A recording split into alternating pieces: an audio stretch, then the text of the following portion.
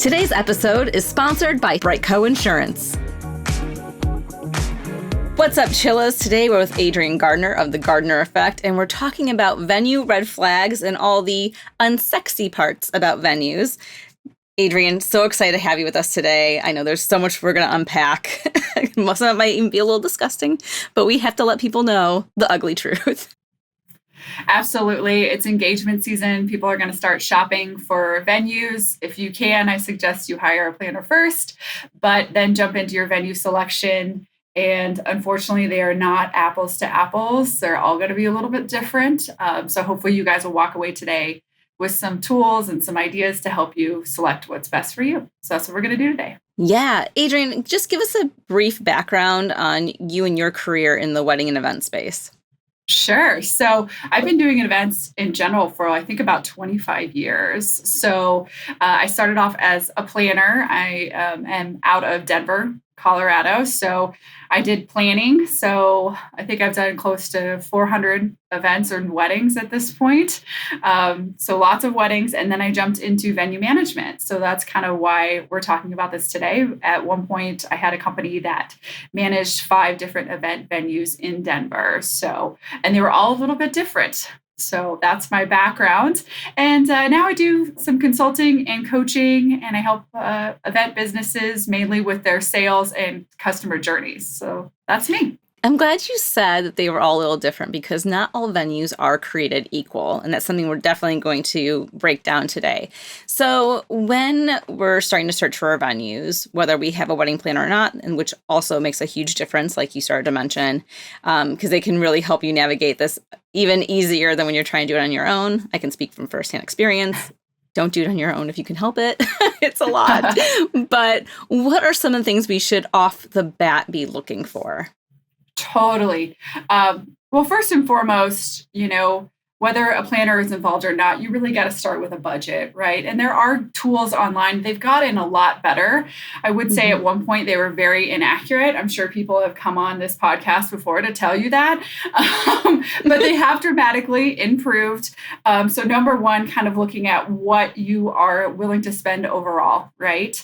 And then going into your vendor selection and starting with your venues. So, and then the big thing that you're going to first run into when you start venue shopping is they all include different stuff, right? So one might include everything. It's called like an all-inclusive. So it's table, chairs, food, alcohol, everything, right?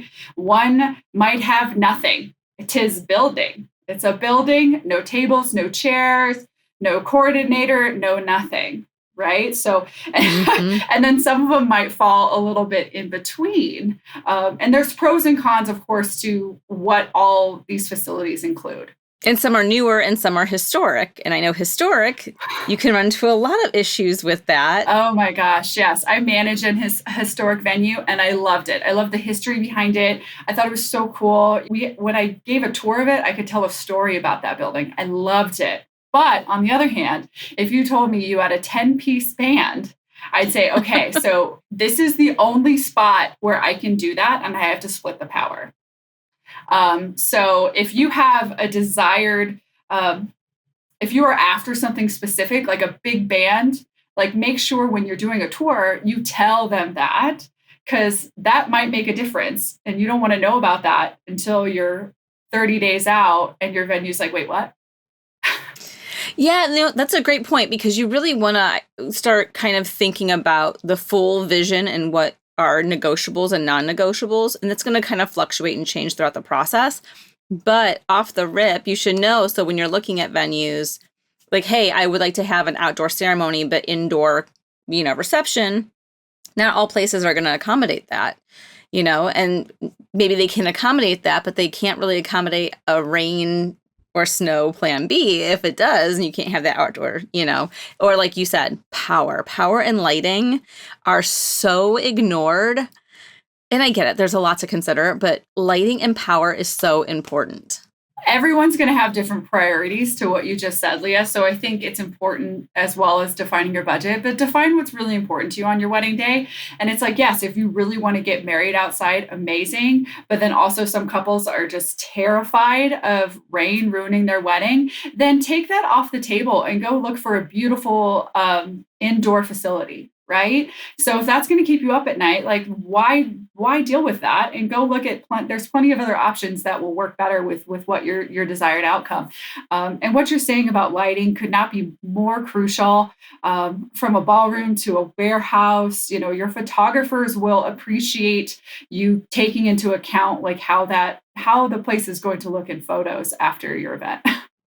Yeah, because you might just think you're just walking in and they can like, oh, dim the lights to be like a dinner time thing and then brighten it. But you're not considering all the other uplighting options and the things that should be highlighted, like a sweetheart table or a cake table, or if you have the band, like they may not come with their own lights, just their instruments.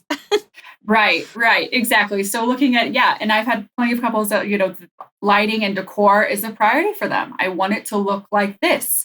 Great. Then you need to have a facility that supports that vision as well too. So if you're like, okay, I want to drape things from the ceiling. I want chandeliers. I want hanging greenery. You're like, okay, cool. Why did you pick a building that has no internal rigging? It has no support system behind that. So again, if you have these priorities, make sure when you're doing these facility tours to be talking to those event managers there. They understand their venue. They will tell you what's going to work well there. So, yeah. Okay. So there's so many red flags that we need to break down. So let's start with when you're touring for the first time a facility and you're working with the representative there. What are red flags that you need to be on the lookout for? Well, I'd back that up even farther and look at how hard it was to schedule your tour. Yeah. So I'm a firm believer that if the sales process is slow and you have to be the pusher, that's how the whole thing's going to go. So I'm not saying, and I'm not one of those people that believes in a 24-hour response when you're getting married in 2 years. I think that's a little unrealistic for vendors. But I think if, you give people a couple of days, they respond, they're answering all your questions. They're clearly communicating with you to help you kind of on to the next steps. I think that's a great start to a relationship with not just with a venue, but with a vendor as well. But, kind of first and foremost is like, was I able to schedule my tour? Did I have to hunt you down in order to see your space, or could I easily do it online? Like lots of people use, Calendly and things like that. You can just schedule your tour, which how convenient is that? Are they pleasant to deal with? Are they pleasant to deal with? I love a venue that also gives a little bit of insight before you show up. So whether that's a PDF, so maybe I know about really important things, like, am I going to have to use an exclusive catering list? Like if I know about some of these big things before I show up as the potential client, that makes me so much more educated going into that. So that's something else that I'm looking for is like, do I know anything about this place or am I just showing up? Yeah. Basic pricing on things. Yeah, basic pricing, right? Nobody wants to show up and fall in love with something that they can't afford. I always told my sales reps that, like if they, if somebody walked into our places and, they were caught off guard on pricing, like we did a shitty job. Like we broke someone's heart because what if they really loved it and they couldn't afford it? Like that's such crappy customer service. So I'm a huge fan of qualifying the price ahead of time. So if that's something as a client that you're also having to push to do, I'm not a huge fan of that either. They should be able to, even if they don't have it on their site, to say, hey, can you just give me a quick, what does this look like for me? Right? Like that should take about 2 minutes. So those are my kind of to back up farther before I ever even get there. That's such a great point. Yes. All those things that I would be looking for before you ever even get there, right? And then I think a lot of times when couples are touring a facility is that they think of it instantly from their perspective. I really would challenge you to experience it from a guest perspective. So let me show you a clear difference. When a bride or a groom or a couple shows up to an event venue, the day of their event, you can pull up normally into a loading zone, unload what you want, and then go inside and move your car. Guests don't do that. They park in a parking lot and they walk across a parking lot. If it's a facility, one of our facilities was, a part of a park system. So it was also open to the public. So, if I was a guest, I had to, and I saw people bird watching and doing these other things and unpacking picnics. Like, how do I feel about that? Is that something that's a deal breaker to me, or am I cool with that? So I challenge you guys to definitely treat it like from a guest experience. Like, what does this look like to them? And then, so think about it from that way. How are we going to flow? How's this going to go? Because venues do a really great job of rolling out the red carpet for the customer, for the paying client. For the couple. They do an excellent job at that. We're very good at that. But to me, if we can also please your guests, we did a really good job. So that would be a few things kind of right off the bat. So again, I'm always kind of assessing parking. Accessibility is really important for potentially members of your family. Again, some of these facilities are amazing in the mountains, but thinking about altitude and walking and all of those things, is that going to be conducive to your family? And does that bother you? That's really more of what it is. If it's cool with you, then great. But think about it from that perspective as well. So the accessibility. Oh man, I'm always looking at how clean people's baseboards are, Leah. I know that might sound a little. I do that at homes. Oh, I know. And I feel bad when mine are because I have pets, so like I get hair easily, right? Totally. Leah, do not look at my baseboards. Do me a favor, okay? I'm like this. I'm a total double standard here. A lot of times, especially if you're touring after an event, like if you're, if somebody had an event on that Friday night, maybe you're touring that Saturday morning. If they were able to get that place pretty clean, and looking really good for you after it was probably just torn up the night before, that's great. They take a lot of pride in their establishment. If they didn't, I mean, also check those bathrooms. Those bathrooms. And if it's going to be one stall versus 4 stalls, like if you're going to have 200 guests, is one stall going to work? Yes. Are people going to wait in line to go to the restroom?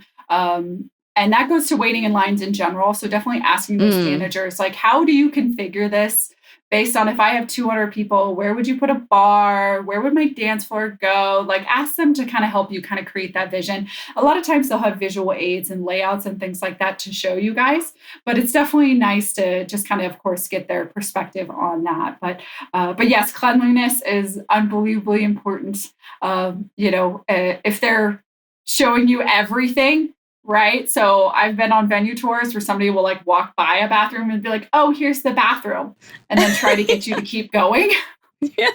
And just pop into that bathroom just real quick. And I get it. Not all of them, especially at the historic buildings, it's a bathroom, right? I'm not asking for it to be the Taj Mahal, but, I'm asking it to be clean. I'm asking the things to be stocked, with the things that we need.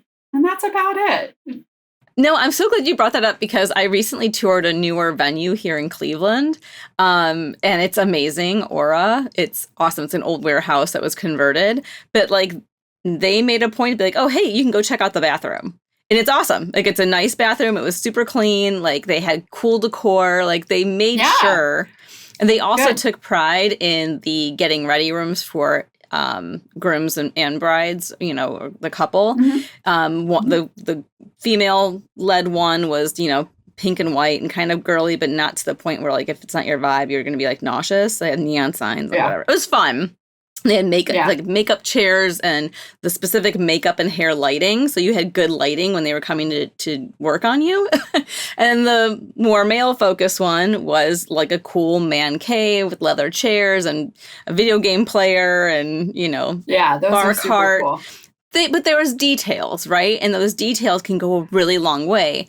But to your point, that's also catering to the couple and not so much for like the guest experience. So... Yeah, but you got to look at all those things, right? Because you do. You definitely got to consider everything. And yeah, I think, the getting ready rooms have come so far, right? Over the years, it's like they used to be such an afterthought and sometimes there was only one. Do you think it's because people were still getting ready at the home? Because like growing up in the 80s and 90s, like you got ready at the house. You got ready at your parents' home or your grandma's. Yeah, so traditional still. Yeah, and I think it's good. We've done a great job of building it out to be more of a day and less of just, we're getting married and we're moving on. And I think that's the way it should be. And I think it's nice to see that so built out. But yeah, obviously the getting ready rooms are just supporting that they want you to be there all day. They want you to enjoy yourself all day. And it is nice to have those rooms too. To me, weddings for the couple can be unbelievably overwhelming. I always tell my couples that you're going to be exhausted because also you're just like, you're on all day, you're talking all Yeah. day, you're probably almost feeling like a little bit like you're putting on a show all day. It's So you might need a overstimulating break. too. Oh God, Yeah. yes. Oh my Yeah. God, yeah. I just run those and I feel like I need a nap. Yeah. It is a lot of energy though. And then, you're an extrovert, you can handle it a little bit more than an introvert, but introverts, you're going to get burned out pretty fast from that day. 100%. So you can go lay in one of those sweet rooms and then your wedding coordinator will come and find you. A nice thing too is with the getting ready rooms, if you're going to have a decent sized wedding party, it gets everyone there earlier and on time. It's like herding cattle almost, right? Whereas when you're getting ready at the house and then people are kind of taking their time, or I always think about big fat Greek wedding and they're running around the house and it's chaotic. At least in the getting ready rooms, you can just kind of make sure everyone's there. Everyone has their things. You can keep your bags in there. It's a little bit more organized, if you will. It is organized. It's more convenient too. And yeah, if you're going to want the whole bridal party experience, also a venue that supports that by having these rooms is a better choice versus someone that has like these little small closets that are designed for you to show up and change and get out there. Right. So it just depends on, again, on those priorities that you set for yourself and what you want. So I'm going to share a personal story because this is bringing back flashbacks from when I had gone through it. I didn't have a wedding planner off the rip when I got married to my ex-husband. I thought I could do it on my own. Dumb decision on my part. A lot of it was. But anyways, so the venue we picked, fantastic. Highly recommend it. I'll say it was Great Lakes Brewing Company in their tasting room. Great Lakes had a special place for us. It worked out. But when looking at venues, so focused on the dollar sign, right? Because there was great venues, but a lot of them were like the DIYs because I love those warehouse type spaces. But you just rent the tables, the chairs, the linen, every little thing, and it all adds up. And so when we came across how Great Lakes had the room, it was like, great, right? I did not consider ADA accessibility. So my poor elderly aunts and grandmas, they had like the Rocky Horror Picture chair type of chair up the stairs. It was that, nice. Or it was the big storage freight elevator. Yeah. Or you have to just take an hour to get up the stairs, right? The other thing was never considered a true getting ready room. And so we were in the back warehouse space and just kind of like keeping our things around. And we didn't know they were still doing a private tasting that day. And like it ends in the tasting room, but they obviously couldn't come into the room because of the wedding, but they could come into the warehouse room where all of our purses and bags and we're kind of like quick changing. And sure. So it's like, oh, hi, random stranger, like coming up the back way. Like it was just very random. So learn from my experience and from Adrienne's great advice and just consider those types of things because they end up being really important in the end. There's so many facilities that are like partially open to the public. It's like, you especially, everybody loves a beautiful garden wedding. So it's definitely a great question to ask during those tours is the level of privacy that they have. So, a good venue manager will set an accurate expectation that, hey, we will block off these areas. We have an event manager on site that's walking around, keeping your space to you. That being said, this is a public attraction. So, if somebody is over this barrier walking their dog, that's going to happen. So I can't stand when people try to oversell those things and just say, oh, no one's going to be there. And it's like, but they might. Right. And again, a good venue manager, if somebody gets too close, they're going to bounce them out of there. They're going to politely say, hey, there's like 50 acres here. Go do your graduation photos somewhere else, please. Yes. There's another tree you can stand in front of. And they'll help take care of that for you, but you're still potentially going to see those people. So again, goes into, if you hate that idea, you should probably not even do a tour at a place like that. Don't waste your time. Don't waste their time. If you're like, oh my God, I can't handle that, then don't even consider it. How often do you see couples wanting a specific type of venue, like a warehouse or a ballroom, because they think it's going to match their vibe, but then when they actually go to tour it, it ends up being the complete opposite. I think it's good to have an idea of what you want and have your priorities. But I think what's important is that you should also be open to suggestion, and to something that might just spark you and you might not really know why. That has happened, I think, plenty of times. One of the facilities we managed had multiple sites, and I had people show up saying, I only want to see this site. This is it. I've seen it online. Look at these pictures. This is what I want. I want to be here. It's like, okay, cool. So we kind of start there, and they're like, oh, this is really great. And I'm like, let me just show you. Can I just show you the other one real fast?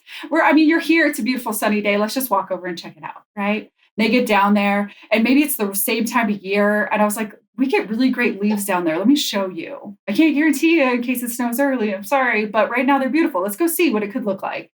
And then, yes, people have had like those aha type moments. And it's definitely, most people are in this industry because we are champions of the customer. We want them to be happy.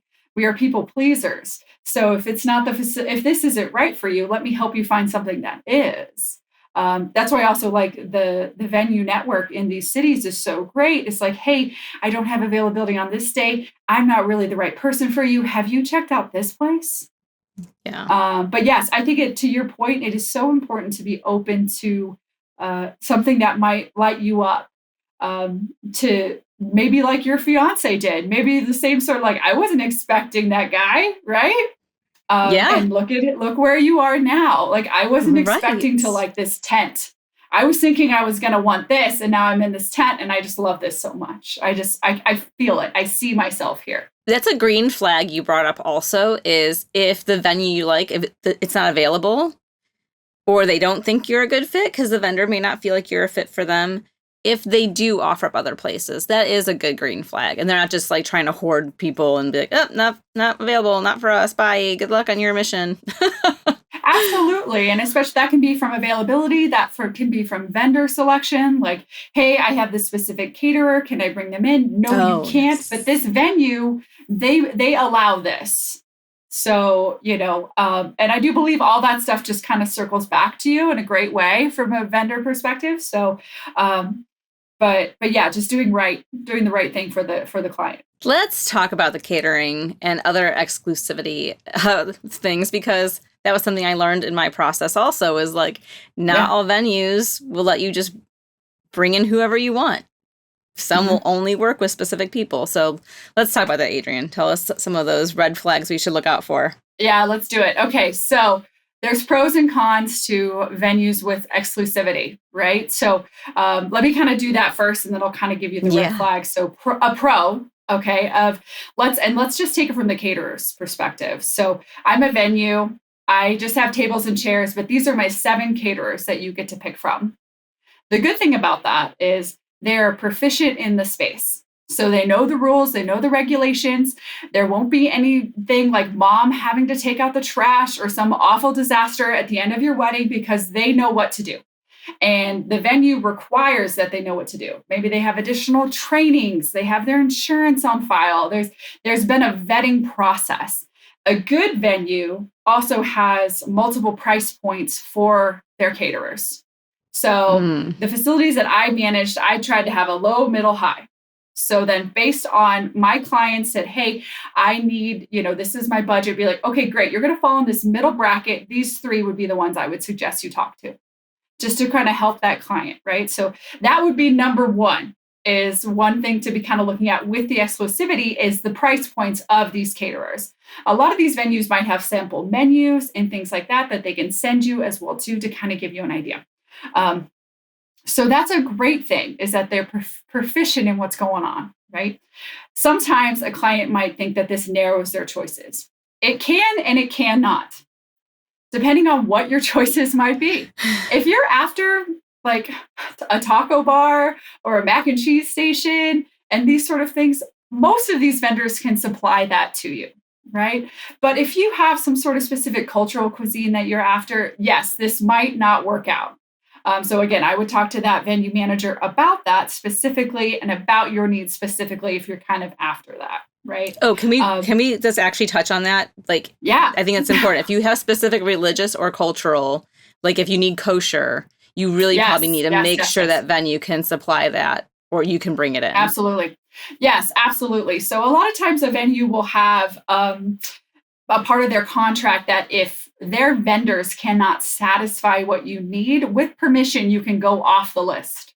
So again, just communicating with that event manager, like, hey, I've gone through all of your 7 people. No one can do kosher or whatever it is that you need, going back to them and being like, okay, so now what can we do? Or what is my secondary option here? Right. So a lot of them do have that clause that also works for rental providers as well, too. A lot of venues have an exclusive rental provider that you have to use. But let's say you really have your heart set on some zebra couch. Okay. It's like, this is like, I have to have this couch, and this person doesn't have it. Okay, great. A lot of times you can go off that list and get what you want. Again, it's not, the venue doesn't want you to sacrifice what you want because of that list. That is not their goal. That list is designed for them for those vendors to take care of that facility so it lasts longer and it's better for the next client. That was always what I considered, exclusive partners, because I wanted people that were going to take care of my space and that were going to help me make sure that the next client was going to be well taken care of as well. So those are kind of the pros and cons. And then there's venues that you can do whatever you want. I call them free-for-alls. And those are definitely growing in popularity. And it's funny because at one point I was like, I don't know if I like this. I don't know. I'm kind of scared. But I'm a little bit I've converted a little bit on this, to be frank. I think this gives new vendors a little bit of a chance to get out there, to prove themselves, right? To do a good job. Yes, as a client, does that potentially put you at risk? You need to do a lot more homework, is what we're talking about. If you go with a free-for-all venue, you should be looking at reviews. You should be taking your time with the vetting of your vendors because no one else has kind of helped you with that yet. So that's insurance. Insurance. Tell me about, your experience, do some vetting. But I do think that gives you a little bit of an opportunity sometimes, but you just got to be clear, of course, on those levels of expectation of what are they going to provide.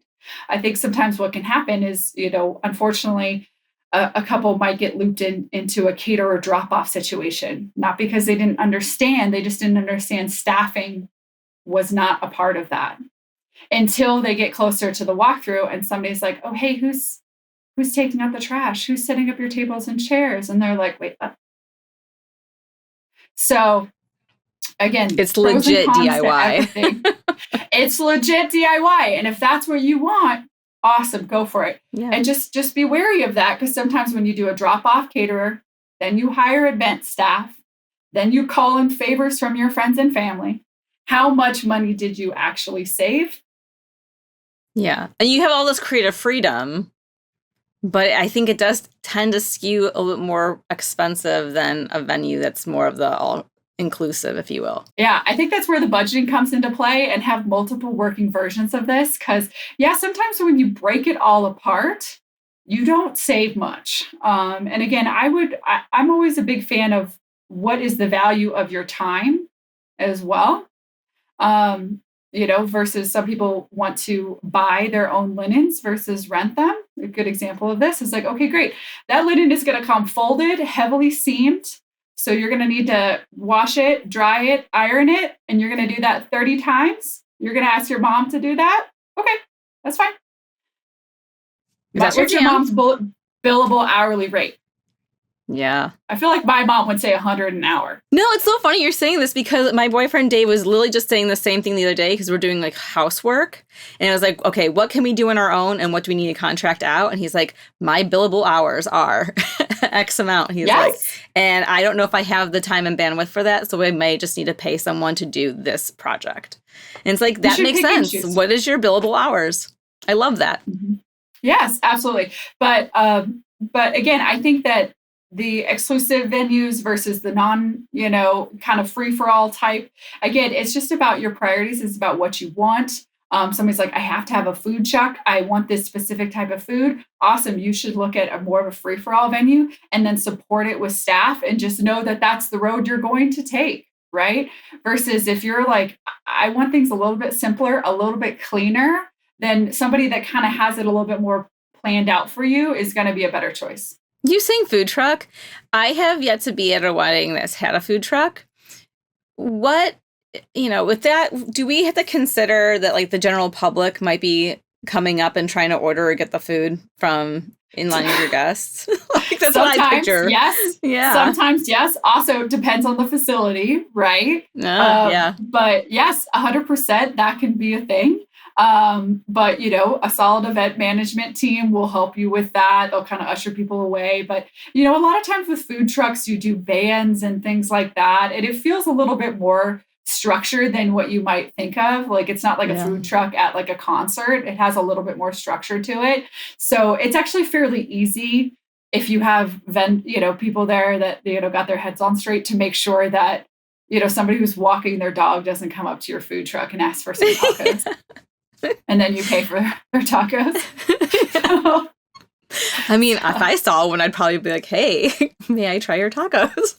Right. And that's where the venues, we all got those signs that says closed for private event with the A-frames and all of that. Like, that's very important, right? Or where is the food truck parked? Are we able to seclude that away from the general population? Good question. Okay, so I hate the word hidden fees because it sounds like they're purposely trying to aha you. But Sure. There are fees that are in contracts that we may not be paying attention to, like corkage, for example, right? So let's do a deep dive on that. What are some things we need to be on the lookout for? Yeah. I mean, I'm sure this is so cliche, but you guys got to read what you sign. I know it's boring. Nobody says you got to find your lawyer uncle, and have him look at your stuff. But just it's take unsexy.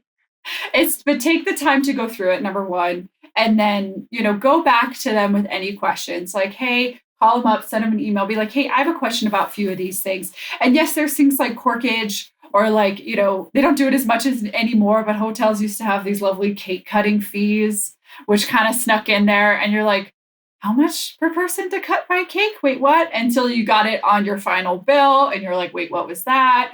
Or again, just the service and the admin fees that can be included in a lot of this stuff. So I think it's very important, again, number one, to read. It's definitely on, I challenge the venue managers and the people selling their facilities that, you hit on those 5 things that are there that you should be doing right by the client and letting them know verbally to their face that this is a thing, right?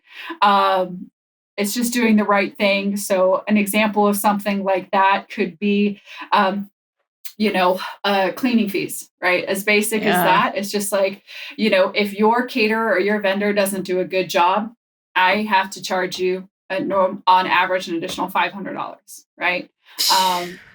I will communicate this to you as soon as I know, right? Or whatever those cases may be. Or going overtime. Yeah, that's always a big one. That's always a big one. All your vendors, everybody's got to be out at midnight. And if you're not, I'm going to charge you $500 an hour, even if it's just those 5 minutes. Right. Mm-hmm. So, and that's pretty strict. A lot of venues will give you a little bit of leeway, right? Depending on, they'll give you a little bit, but, making sure that people just know. I think that's not necessarily that there's hidden fees, is that people are just caught off guard by them, or they're, they didn't read their contract, or they're so caught up and I'm getting married. This is going to be so fun. And then they're like, oh, wait, paperwork? Let's just sign. And it's like, no. You really just got to slow down a tiny bit. No one's here to kill your vibe by making you read all these contracts. It's not our job. You're doing yourself a disservice because you could cost yourself thousands of extra dollars by not reading the fine print. It sucks, but it sucks more to have to spend an extra couple $1,000s. Yeah, I would say the bigger thing that I saw in venues was people trying to come in early. It wasn't necessarily that people were there late, but let's say you had access to the bridal suite at 11 a.m. and mom shows up at 10 a.m. like knocking on the venue trying to get in. Oh, my And mom I'm would do like, that. Sorry, Rhonda, I'm calling you out. sorry, Rhonda. Rhonda, do you want to pay me? You want to pay me more money right now because I don't have my staff here. We're not ready, right? So again, those things are also in place so that we're ready for you. We walk through the venue. We make sure the toilet paper is stocked. We do all these things before you guys get there. So you guys show up early, and then you get a little cranky if we make you wait in a parking lot. And I think a lot of times, if we're ready, we let you in. A lot of times we try to be nice. And that goes for your vendors too. Vendors being like, oh, can I just like get in here real quick? And it's like, no, you can't because I'm cleaning the floors. And the contract states this time. The contract says 12 to 12. Yeah. It's 9 a.m. What are you doing here? So you see that a lot? I have, yes. And normally like my staff hasn't even been there yet. And it might be like the facility manager, like texting my cell on like a Saturday morning and be like, Adrienne, so like the couple is here. I'm like, what? Why? So I call their coordinator and she's like, I don't know why they're there. Let me call them and tell them to go away. I was like, I don't even have anybody there yet. The doors are not unlocked. So yeah, I think that there's a few things. You got to read. The venues need to be clear with you. And if you are confused about something that you read, you should ask. Ask them to clarify it in layman's terms. I also love it when people put our contracts through Chat GPT and ask them for like, what are the things that could trip me up? You should 100% be doing this. Yeah, absolutely. It'll give you a great little cheat sheet on maybe cleaning, overtime, non-exclusive vendor fees, or whatever those things might be. Like have the robot help you out. Use AI to your advantage. So, I mean, obviously asking what your plan B rain, snow options are. But is there anything else with weather or seasonality? Oh, yeah. Traffic, the area, like anything with that we should really be very aware of and asking about?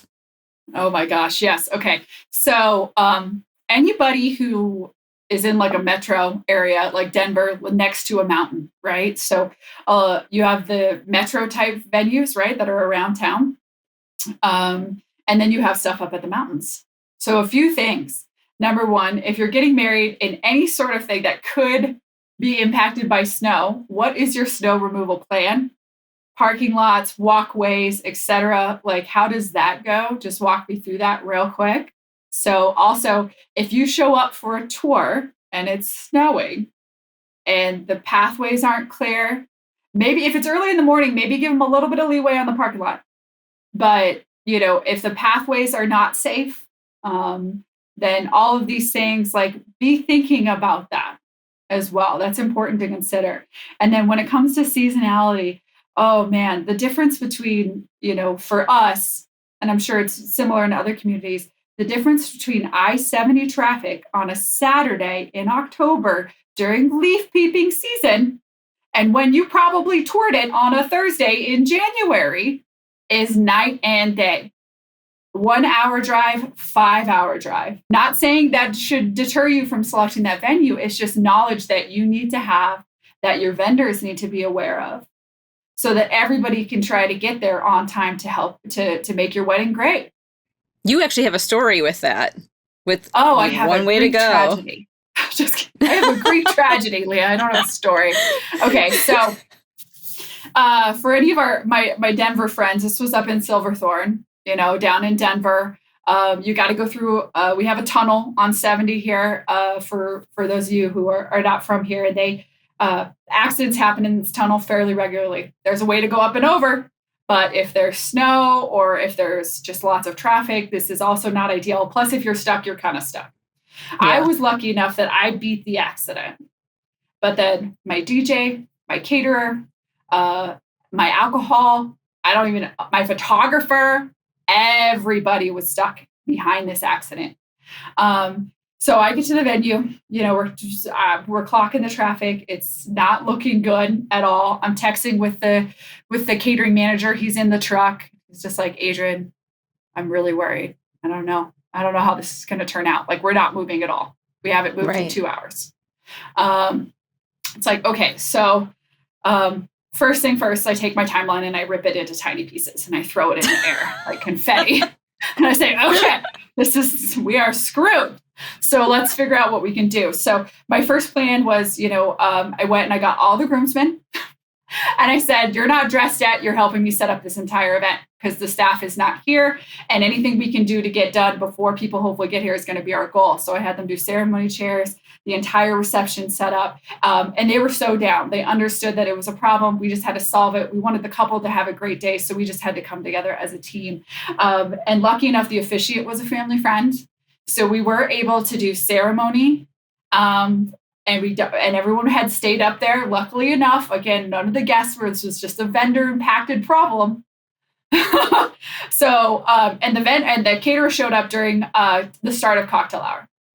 Oh, wow. So basically we were as set as we could be, right? And we basically just reconfigured the entire timeline to get it done. And the couple ended up having a great day. We had an awesome day. Thank God that they actually made it.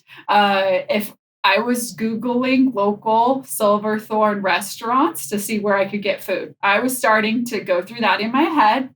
I was like, okay, if they don't make it, what can I do? What are we going to need to do? I didn't discuss that with the client. I just kept it in my head. But you were coming with your plan B, C, and D. But I'm just saying, that is, again, something to consider with, going in the mountains and hiring maybe people that have to travel to your facility. We've mentioned with other guests before on the show that things like, we have the big Cleveland Marathon here and Boston has it. Like if you have marathons, if you have Paris hosted the Olympics, in recent years, and we had Beryl from Apricity in Paris talking about that and like that logistical nightmare. If you have just any kind of major concert like a Taylor or Beyonce, like you've got to consider how are people going to get in and out and around and hotels and all that. So like think about that, right? With the venue, like what's around the venue for your guests. Yes, absolutely. All of that convenience. And what does that look like and how does that impact you? And 100%, one of the facilities I managed had like a fall festival, right?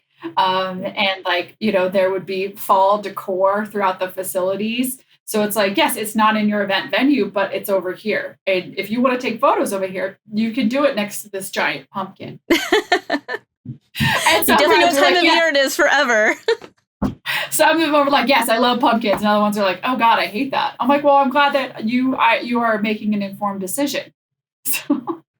Yeah, that's a great point, actually. Your venue, if you're looking at it, like you said, in like a January, but you're having a September, October, it's going to be decorated completely differently and the outside's going to look completely different. And it's not going to be how you're seeing it at that moment. Ask for photos of the season that you're planning to get married in that facility. Because so obviously, again, you're not going to tour normally. Maybe you can a year out. Great. Good for you. So you can kind of see exactly what it might look like. But yeah, they should have photos for you of what this looks like. So if you're like, oh, this is not as pretty without leaves. And you're like, yeah, now you see a power line. Mm-hmm. How do you feel about this power line? No, that's great because that goes with the whole thing too. Like what's your photo opportunities in and around it also? Because, I was recently at our friend's wedding. It ended up raining. So it kind of screwed up the whole initial pre-wedding photo plan and in between. They made it work. They figured out workarounds at the last minute, but you have to think about that too. Like, where are you going to get your photos before and during? And if weather impacts it, you got to have a backup. Yeah. So there needs to be an aesthetically pleasing inside option is what I always say, right? It's like, depending on, where you live. I mean, for a lot of places, the odds of it raining all day for like 12 hours is low. So normally you'll get a break at some point. But yes, there are days when that's just is what it is, right? So at least having, like, oh, this is a beautiful fireplace. Oh, these walls are really pretty. Like, I could live with this. Then you're okay. You're okay. And worst case scenario, I remember I had one couple and, I was like, hey, whenever you guys want to come back and do some more photos, just let me know. I'll block off the space for you. And again, the venues are here to like help you, right? So if you're just like, oh my gosh, it's been a Greek tragedy, I have to get these photos, like ask, I'm sure they'll help you. They'll help you. Something else I would never thought about until researching this was temperature control. Oh my God, yes. Oh, okay, another quick story. Okay. Friend of mine, hopefully. Don't be mad, okay? Be wary of venues in the shoulder months for us, which is other places too, May and October, and AC and heat. If you get married in a mountain venue in October with no heat, oh my God, I was so cold, Leah. There was not enough wine. There was not enough dancing in the world to combat this level of cold. People were having dinner in their jackets. We had our As a Clevelander, we'd be the same way. I get it. For sure. And I mean, and it was rough, right? And the same thing could be said for it being really hot, potentially. There's some May times and you get like that crack. It's like, wow, why is it 85 degrees? So yes, definitely asking them about, what is that like? And a lot of these places are potentially like tent type structures. Mm-hmm. So it's like, just as long as you know what you're getting into. Right. So we have lots of, indoor outdoor facilities in Denver. And it's like in Colorado, it's like the venues are great at their list. Like, it's what it is. Bring a jacket. Or you want to get married in like a historic church in like a July, August, or whatever your hottest month, wherever you're located is. And there's no HVAC systems. There's no air conditioning because it's an old historic church that was not a thing. And you need to consider that too. I managed that church. Oh my gosh. How much of a nightmare was that? It was tough. I still love that facility though. It's beautiful. But yes, and and we did have AC, but it was a huge, huge older building. We would get there super early and start cranking all the units and do our very best. But there were times, on some of those days, it was like 100 degrees outside. And I think we got it down to like 80, 85, which is still hot inside. And we definitely tried our best. And we tried to set good expectations of just like, hey, like we will do our very, very best. But this is a thing. This is a thing here. So again, I think if most people will deal with just about anything and understand as long as they know, right? Versus them just showing up and being like, so hot. They're like, yeah, this building is 150 years old. We're doing our best. But it looks beautiful. It does. You're going to have really great pictures. Don't have an hour-long ceremony, though. Once you dab your sweat, your photos are going to look great. Here, let me get that for you. But like, I want to mention this too. Like, what if you're deciding on an all-inclusive? If you're choosing something like that, what are a few key things that you should be considering when talking to the venue? Totally. So all-inclusives are designed to save you time, right? Especially for like a destination wedding, plug and play. You don't know the vendors, right? I would not know a vendors in another country at all. Mm-hmm. So number one, don't be deterred by that, I would say. A lot of those things are done to save you time. They've done the vetting for you. They want to make it easy for you. A lot of them have pre-negotiated rates too. So again, depending on the package, it could save you money. It might not, again, depending. But again, they've done that sort of legwork for you. So normally when I'm looking at an all-inclusive is I'm looking at the convenience of selection. So let's say I get maybe 3 different sort of menu options. Like, do I have any sort of customization there, or am I kind of locked in? So definitely going into the sales process, I would be asking those sort of questions. Like, hey, like looking at this is great, but I have like 4 vegans. I'm gluten-free. I'm not, I'm just saying. I love gluten, but I have these things, right? Can you accommodate, right? So I would be asking those sort of questions. And then of course, if there's anything special, I think sometimes people are shocked at what an all-inclusive can do. So meaning like, I really want to have this type of dessert. This is very important to my family. Like I've had all-inclusives like tweak a package and make a custom dessert that like a grandma was so excited to see. Like I think, don't necessarily feel like that's going to be a no, like definitely ask. Right. And so, yeah, I'm looking at that. And I'm also looking at ease of booking with all inclusive. So some of them, they've yet to perfect the booking process. So meaning if you're going to an all inclusive and you still have like 8 contracts to sign, a little it's a little rough. Again, it's supposed to save me time. So I would be expecting Time that is to be a money. little bit, I would be expecting that to be a little bit more streamlined if I were, going to be booking something like that. When I had all inclusives at some of our facilities, I told my team that I wanted somebody to be able to call and plan their entire event in 30 minutes. So if you can do that, and you just show up with your beautiful dress, like that doesn't sound too bad to me. So Not so much. I love it. So, Adrienne, any other final advice for our couples when they're planning and they're looking at venues? pick what's important. Prioritize, but realize that everything can't be a priority, right? You're not Bill Gates's kid, I'm pretty sure. I mean, if you are, then that's awesome. But you're going to have to prioritize a few things, right? And then do what supports that. Then everything will work out, right? So again, if you've had this vision of this food truck type of experience, you got an ice cream truck, you got a taco truck, awesome. Build that event, support that with your vendors and with your venue selection, right? Or actually, I've always envisioned this, sit down beautiful dinner at the Four Seasons. Amazing. That sounds beautiful. Then go run towards that vision. My biggest suggestion is to just don't waste your time or anybody else's time with something that you know is not going to work. Yes, you should be open to ideas and suggestions, but if you have it's just like that's not going to support what you want, or again, the budget is not there, that's okay. But don't make things harder for yourself by falling in love with stuff that isn't feasible for you, because there's plenty of options out there that are great. So yeah, so what if you have a park wedding and you have a food truck and you have your family set it up with you? Cool, amazing. Who can like if it's what you wanted, then that's great. I love it. Yeah, absolutely. Do you? But I do like the realistic aspect of it, though, because it is like we always focus on the trying on the dress and don't go over your budget, So yes, the dress ingrained into you, right? But with venues, it's the similar thing. You're trying it on, but you really shouldn't try it on if you know going into it's going to be out of your budget already. Right. And just also know that just like buying a house, it's not going to be a perfect fit.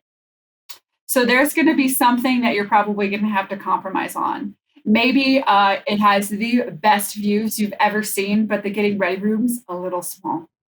Mm. Or maybe they have a more expensive rental provider, but they have every other thing on your list. Just know that, again, just with shopping for a house, there's going to be something there that you're going to have to give on. But just make it work, right? And just know that planning an event is just like life. You're planning the ultimate party for yourself. And just remember, it's a party to celebrate your love. Totally. And don't sweat it so hard, right? I think that would be my other advice. I'm sure you get it a lot on this show, is that if it's not a good time and you're not enjoying the process, it's kind of pointless in my opinion. It's always a good reminder. No, but that's true. It's always a good reminder. If you're miserable doing it, then you've lost the plot. I feel like I should have said that on many of a sales tour to maybe a couple or two that seemed really cranky and upset or just not liking the process. Really, just go to Vegas. Yeah. Like, I'm going to talk myself out of a sale here. Go to Vegas. Or just take a time out from it, because it is like house buying. And we just went through a whole process of like trying to look at houses, because it was like remodel the house or buy a one, since we moved in together. And after like the 25th house, I was burnt. I was like, I'm tired of looking at these things. Like, I'm getting defeated. Everything's expensive. Everything sucks. Yeah. But you know what? You take a breather, you take a time out, and you can come back with fresh eyes and a fresh attitude. Perfect. Exactly. Okay, Adrienne, we want to know, what is in your wedding fuck it bucket? Oh, big ass bridal parties.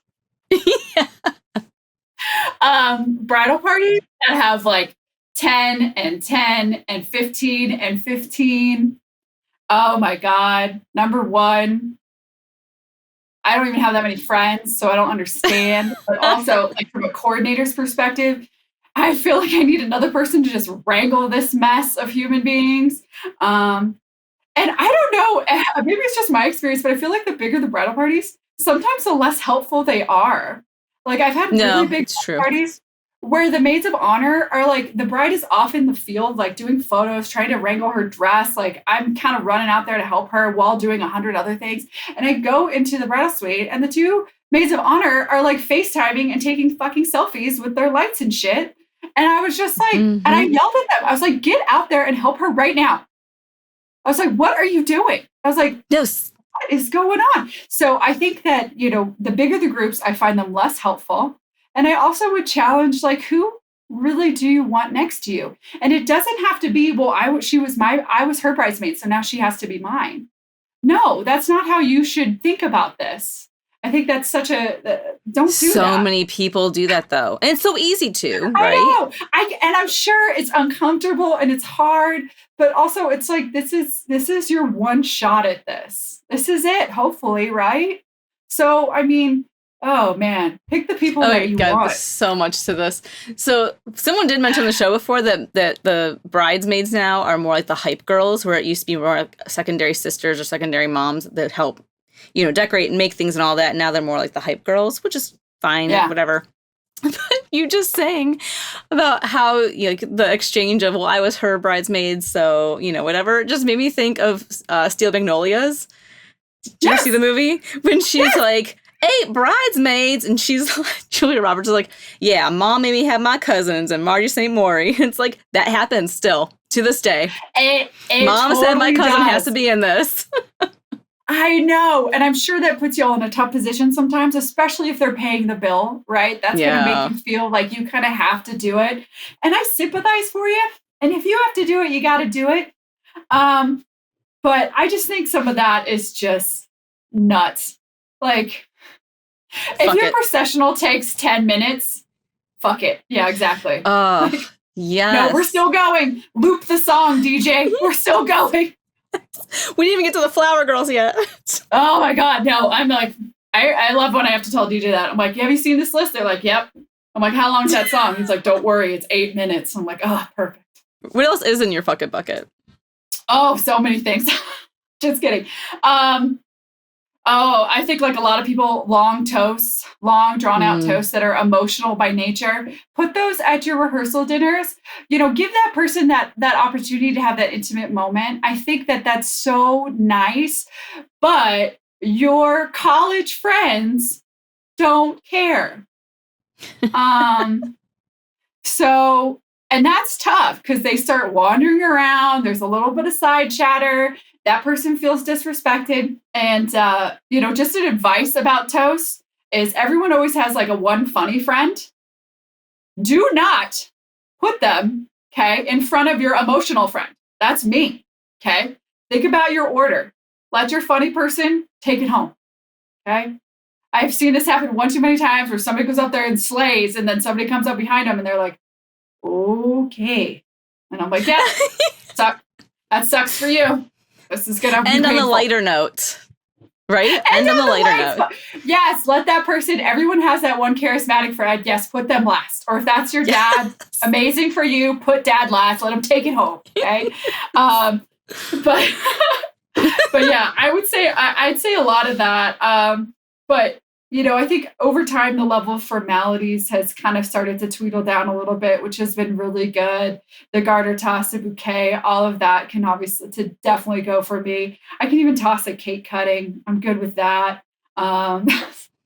So I'm all about just like a fun mingling type atmosphere. I think those are by far my favorite as well. But I think my biggest fuck it would definitely be the large bridal parties. All your fuck-its have something in common. What are they? They all fuck up the timeline.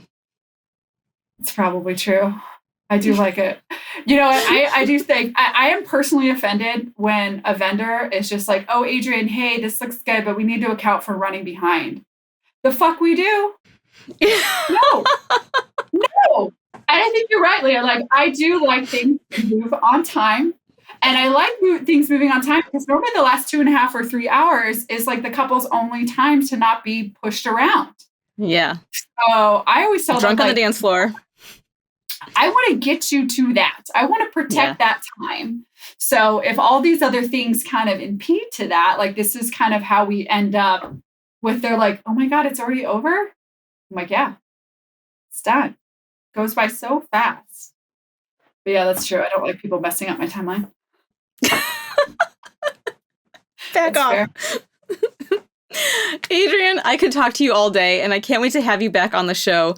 How can we get more information on you and the Gardner Effect?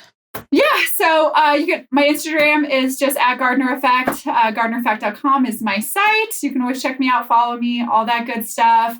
I also have my own podcast with my friend Leora. It's for event vendors, but it is really funny. It's called It's Just My Face. So obviously some puns intended on that. So that's kind of fun to kind of check out and see what we're up to. Thanks, Adrienne. It's been so much fun talking to you. Yeah, thank you guys. Have a great one. Happy venue hunting.